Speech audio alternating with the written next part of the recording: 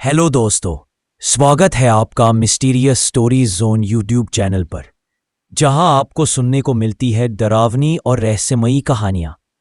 तो देर न करते हुए चलते हैं आज की कहानी की ओर।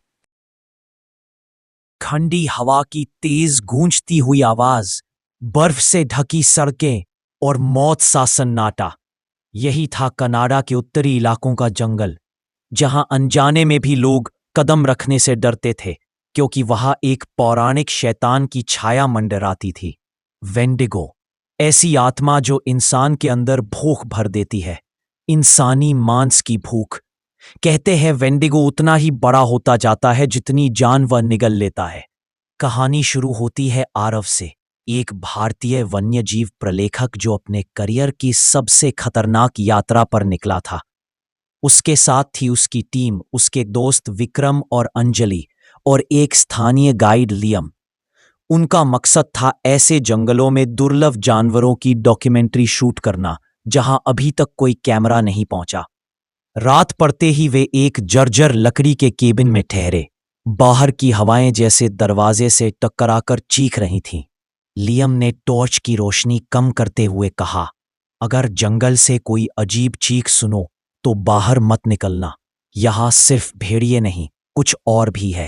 आरव हंसा। डरावनी कहानियों से हमें डराने की कोशिश है? लियम के चेहरे पर डर साफ झलक रहा था।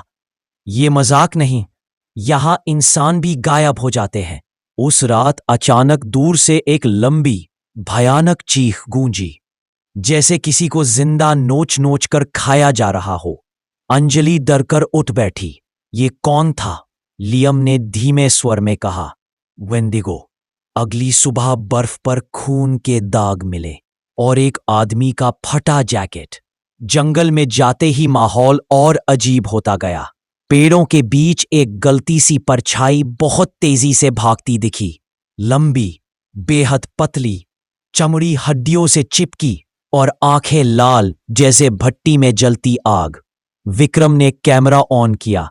अगर ये वेंडिगो है, हमें इसे रिकॉर्ड करना होगा। जंगल के अंदर जाते जाते तापमान और गिरने लगा। अचानक अंजलि रुकी। तुम्हें कोई फुसफुसाहट सुनाई दे रही है? आरव बोला, क्या? जैसे कोई मुझे मेरे नाम से बुला रहा हो। अचानक पीछे झाड़ियों में सरसराहट हुई और विक्रम चीखता हुआ गायब। सब कुछ सेकंड में हुआ। सिर्फ उसका कैमरा जमीन पर गिरा मिला। उसमें आखिरी रिकॉर्डिंग में किसी चीज की हड्डियों जैसी उंगलियां दिखी जो उसे खींच कर ले गई थीं। लियम घबरा कर बोला, हमें वापस चलना चाहिए अभी। पर अब वापस जाने का रास्ता जैसे गायब हो चुका था। बर्फ में बेहद बड़ी पैरों की गहरी निशानियां दिख रही थी, किसी इंसान से बहुत बड़ी। शाम हुई, केबिन दूर था, इसलिए उन्हें एक गुफा में रात गुजारनी पड़ी। आग जली ही थी कि बाहर फिर वही चीख। पहले एक, फिर कई, जैसे जंगल में कई भूखी आत्माएं घूम रही हों। अचानक अंजलि ने विक्रम के नाम की आवाज सुनी और बिना कुछ सोचे बाहर भागी। विक्रम, मैं आ रही हूं। लियम और आरव पीछे पीछे दौड़े, लेकिन अंजलि बर्फ में गिरती पड़ती घने अंधेरे में खो गई। उस दिशा से मांस चबाने की गंदी गीली आवाज आई। आरव कांपते हुए आगे बढ़ा। अंजलि? जो दिखा उससे उसकी चीख निकल गई। अंजलि की दूरी दूरी बिखरी हड्डियां और पेड़ के पीछे कुछ बेहद भयानक। दुबला पतला कंकाल जैसा शरीर, लेकिन दानव जैसा लंबा। खोपड़ी जैसी सूखी हुई चेहरा और दांत इतने नुकीले कि किसी भी हड्डी को काट दे। वो झुककर खा रहा था। और फिर उसने सिर उठाया। उसकी जलती आंखें सीधे आरव की आंखों में धंस गईं। लियम डर से भागने लगा, पर आगे पत्थरीली चट्टान से फिसलकर नीचे गिरा। उसकी दर्द भरी चीख कुछ ही पल में खत्म हो गई। वेंडिगो ने छलांग लगाई और बर्फ फिर खून से रंग गई। आरव अकेला रह गया। भागते हुए फेफड़े फटने लगे। हवा में वेंडिगो की फुसफुसाहट भरती गई। भूख और भूख। किसी तरह वह केबिन तक पहुंचा और दरवाजा बंद करके खुद को भीतर कैद कर लिया।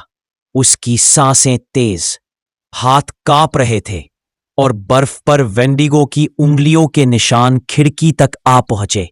वह बाहर खड़ा था, धीरे धीरे कांच खरोंच रहा था। आरव ने बंदूक उठाई। जैसे ही दानव ने दरवाजा तोड़ा, आरव ने गोली चलाई। धड़ाम, अंधेरा छा गया। सुबह पुलिस और रेस्क्यू टीम पहुंची। अंदर का नजारा देखकर उनकी रूह कांप गई। केबिन के कोने में आरव बैठा था, उसके चेहरे पर सूखे खून के धब्बे और सामने 3 लाशों के कंकाल, जिन्हें पूरी तरह किसी ने खा लिया था। एक अधिकारी बोला, यह इंसानी दांतों के निशान हैं। आरव की आंखें लाल पुतलियां सिकुड़ चुकी थीं, चेहरा सूखा हुआ। वह बार बार एक लाइन बुदबुदा रहा था, वेंडिगो कभी नहीं मरता, वो अंदर आ चुका है। अचानक उसने अपना मुंह खोला और भीतर उसके जबड़े से उगते दिखे बेहद लंबे तेज दांत। उसकी हड्डियां चटकने लगी, शरीर लंबा फैलने लगा और उसकी आखिरी इंसानी चीख जंगल गूंज उठी। वह वेंडिगो बन चुका था। कहते हैं आज भी उस जंगल में रात के अंधेरे में एक नया वेंडिगो घूमता है, और जिसकी नजर उससे मिल जाए वो कभी इंसान नहीं रह पाता। तो दोस्तों, अगर आपको यह कहानी अच्छी लगी हो तो इस चैनल को सब्सक्राइब कीजिए, ताकि मैं आपके लिए और भी अच्छी कहानियां लाता रहूं।